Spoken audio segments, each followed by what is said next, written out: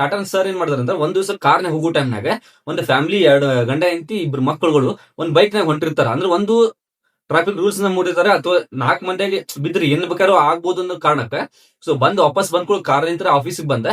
So ಒಂದು meeting ಮಾಡಿ ಏನ್ ಮಾಡಿದ್ರೆ ಅಂದ್ರೆ ನನಗೆ ಒಂದು ಕಾರ್ ರೆಡಿ ಮಾಡ್ರಿ, ಆ ಮಂದಿಗೆ ಅದನ್ನ ಕಮ್ಮಿ ರೇಟ್ ನಾಗ ಇರ್ಬೇಕು, ಅದನ್ನ ಅಫೋರ್ಡಬಲ್, ಅದನ್ನ ತಗೊಳ್ಳೋಷ್ಟು ಶಕ್ತಿ ಇರ್ಬೇಕು, ಬೈಕ್ ರೇಂಜ್ ನಾಗ ಅದನ್ನ ಕಾರ್ ಬಿಡುವನಂತ ಒಂದು ಪ್ಲಾನ್ ಮಾಡಿ ಫೈನಲಿ ಟಾಟಾ ನ್ಯಾನೋನ ಹೊರಗಡೆ ಮಾರ್ಕೆಟ್ ಗೆ ಬಿಡ್ತಾರೆ. ಸೊ ಅದನ್ನ ನಮ್ಮ ಮಂದಿ ಏನ್ ತಗೊಂಡ್ಬಿಡ್ತಾರ ಅಂದ್ರೆ ಇದು ಚೀಪ್ ಕಾರ್, ಇದನ್ನ ತಗೊಂಡ್ ಹೋಗ್ಬೇಕು, ಅದ್ರ ಫಂಕ್ಷನ್ ತಗೊಂಡ್ಬೇಕಂದ್ರೆ ಮದುವೆ ತಗೊಂಡ್ ಹೋಗ್ಬೇಕಂದ್ರೆ ಅದಕ್ಕೆ ಹಸಿ ಅನಿಸ್ತೈತೆ ಅಂತ ಆ ಮೆಂಟಲ್ ಇದ್ದಾಗ ನಮ್ಮ ಭಾರತದಾಗ ಅದಾರ ನೋಡ್ರಿ. ಯಾಕಂದ್ರೆ ಅದು ಟಾಟಾ ಸರಿ ಮಾಡಿದ್ರೆ ಅಂದ್ರೆ ಒಂದು ಹೆಲ್ಪ್ ಆಗ್ಲಿ ಮಂದಿಗೆ, ಒಂದು ಕಮ್ಮಿ ರೇಟ್ನಾಗ ಒಂದು ಕಾರ್ ಕೊಡೋಣ, ಆ ಮಂದಿ ಆರಾಮ್ ಸುರಕ್ಷಿತವಾಗಿ ಅವ್ರು ಹೋಗಿ ಅವ್ರು ಅಡ್ಡಾಡಕ್ ಇರ್ಲಿ, ಸ್ಕೂಲ್ಗೆ ಅಥವಾ ಏನಾದ್ರು ಅಡ್ಡಾಡಕ್ಕೆ ಈಸಿ ಆಕೈತಿ. ಒಂದೇ ಬೈಕ್ನಾಗ 4 ಮಂದಿ ಹೋಗೋದು ಬೇಡ ಅಂತ ಹೇಳಿ ಆ ಒಂದು ಪ್ಲಾನ್ ಮಾಡಿ ಕಾರ್ನ ಹೊರಗಡೆ ಬಿಟ್ರ ಮಂದಿನ ಅದನ್ನ ಏನ್ ಮಾಡೋದು ಚೀಫ್ ಕಾರ್ ಅಂತ ತಗೊಂಡೆ ಅತಿ ಕಡಿಮೆ ಬೆಲೆ ಸಿಗ್ತೈತಿ. ಅಂದ್ರೆ ಇದನ್ನ ನಮಗೆ ಮರ್ಯಾದೆ ಹೋಗ್ತೈತಿ, ನಾವು ಅದು ಇದು ಅಂತ ಹೇಳಿ ಅದನ್ನ ಡ್ರಾಪ್ ಮಾಡಿದ್ರೆ ಆಲ್ರೆಡಿ ನ್ಯಾನೋ ಕಾರ್ ಫೇಲ್ ಆದ್ರಿ. ಸೊ ಅದ ಈಗ ನೋಡಿದ್ರೆ MG E-Comet ಬಂತಲ್ಲ ಕಾರ್, ಇದು ಸಮದೇ ಐತ್ರಿ. ಯಾಕಂದ್ರೆ ಇದು ಅದು ನೋಡ್ರಿ, ನಾನು 1 ಲಕ್ಷದ ಕಾರ್, ಈ MG ಕಾಂಪೇಟ್ ಐತಲ್ರಿ ಈ ಕಾರ್ 7 ಲಕ್ಷ ರೂಪಾಯಿ ಅಂದ್ರೆ 11 ಲಕ್ಷ ಮಟನೂ ಅದಾವ.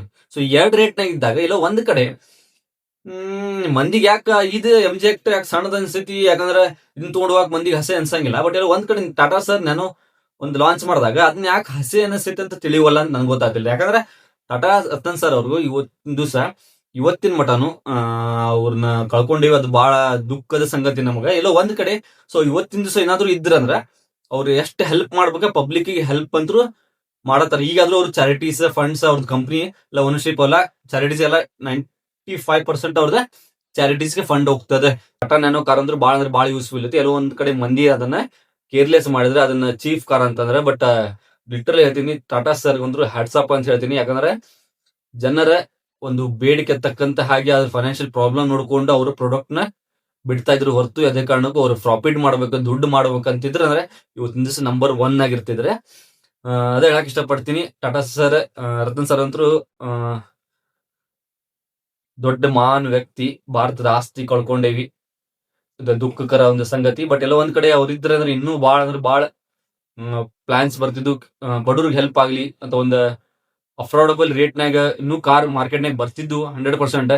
ಬಟ್ ಏನಾದ್ರು ಹೆಲ್ಪ್ ಮಾಡ್ಬೇಕಂತ ಬಂದಾಗ ಅವ್ರನ್ನ ದಂಡಿಗೆ ಹಚ್ಚಾಕ್ ಹೋಗ್ಬಿಡ್ರಿ, ಅದನ್ನ ಎದಕ್ಕೆ ಸಂಬಂಧ ಯೂಸ್ ಮಾಡತ್ತಾರ ಅಂತ ತಲೆಯಾಗ ತಿಳ್ಕೊರಿ. ಅದು ಬಿಟ್ಟು ಇನ್ನೊಬ್ರು ಕಾಂಪ್ಯೂಟರ್ ಬಂದ್ ಅದೇ ಸಣ್ಣ ಗಾಡಿಗೆ ಹೋಗ್ತಿದ್ದು ಅದ 4 ಡೋರ್ ಇದ್ದು ಇವ್ ಬರೀ 2 ಡೋರ್ ಅದಾವ ತಿಳ್ಕೊರಿ. 4 ಡೋರ್ ಇಂತ 2 ಡೋರ್ ಹೆಂಗ್ ಕ್ಯಾಲ್ಕುಲೇಷನ್ ಮಾಡಿ ಮಂದಿ ಅಂದ್ರೆ ಹೆಂಗ್ ನಮ್ ಕಡೆ ಹೆಂಗಪ್ಪ ಅಂದ್ರೆ ₹1 ತಂದ್ರೆ ಅದ ಕಮ್ಮಿ ರೇಟ್, ಅದ್ರ ಬಾಜು ₹1.5 ಮಾರಾತಿದೆ ಅಂದ್ರೆ ಕ್ವಾಲಿಟಿ ಚಲೋ ಐತೋ ಬೆಸ್ಟ್ ಮಾಡೋಣ ಅಂತ ಹೇಳಿ ಅಲ್ಲಿ ಹೋಗ್ತಾರ. ಬಟ್ ಇವತ್ತಿನ ದಿವಸ ಮಾರ್ಕೆಟ್ನಾಗ ಟಾಟಾ ಗಾಡಿ ಅಂತಂದ್ರ ಬೆಂಕಿ.